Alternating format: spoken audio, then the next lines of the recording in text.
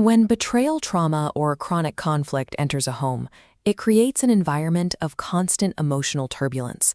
And very often, the burden of holding the family together through that chaos falls squarely on the woman at the center of the storm. In these volatile situations, many women adopt the role of the peacekeeper.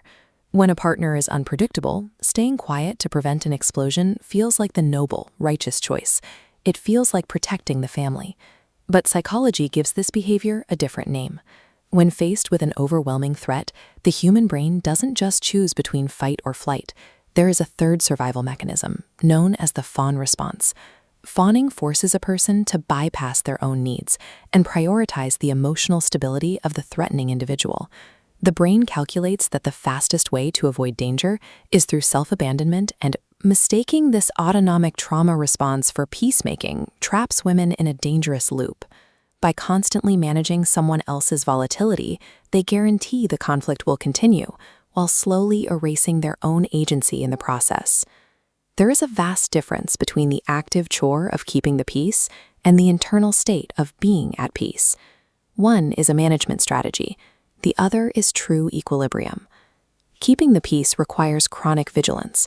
It means making decisions based entirely on the fear of another person's reaction and systematically suppressing your own reality to avoid rocking the boat.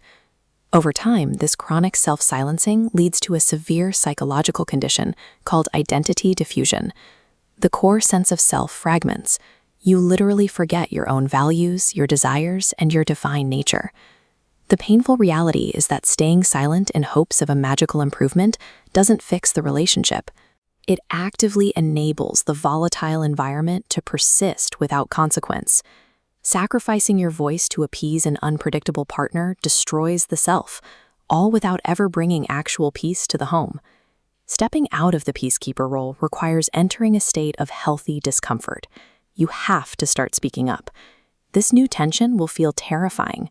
Trauma has conditioned the brain to equate having a voice with imminent danger, triggering the limbic system to sound the alarm every time you try to set a boundary. To break the trauma loop, you need the Ninny-Pfeiffer framework. Notice it, name it, flip it, find it.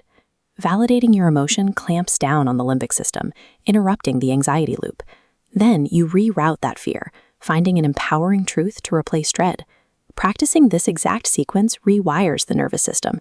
It shits the brain out of survival mode and restores your conscious ability to act, rather than just react. The peacekeeper's trap originates from a flawed strategy: horizontal validation. Seeking stability from an unstable spouse means your emotional baseline is constantly deflected by their volatility. The spiritual solution to this instability is vertical validation.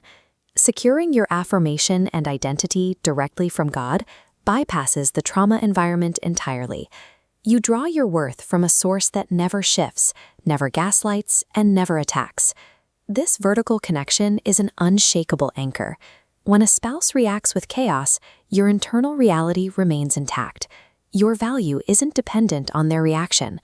True emotional peace only arrives when a woman detaches her self-worth from her husband's behavior and anchors her identity in divine truth. Moving beyond the basic instinct of survival means intentionally cultivating a completely new internal reality, the true state of the empowered woman. This graphic illustrates the emotional greenhouse. Like a physical garden, internal growth requires specific foundational conditions. The soil of humility and the sunlight of the spirit must be fiercely protected from outside weeds to create a true harvest, restored internal peace. Preserving this emotional greenhouse requires strict, healthy boundaries. And despite what many assume, setting a boundary is not an act of punishment or an attempt to control a spouse's behavior. Boundaries are simply the protective architecture required to honor your divine identity. They create the sustainable emotional safety you need to thrive. You do not have to choose between keeping your family together and keeping your sanity.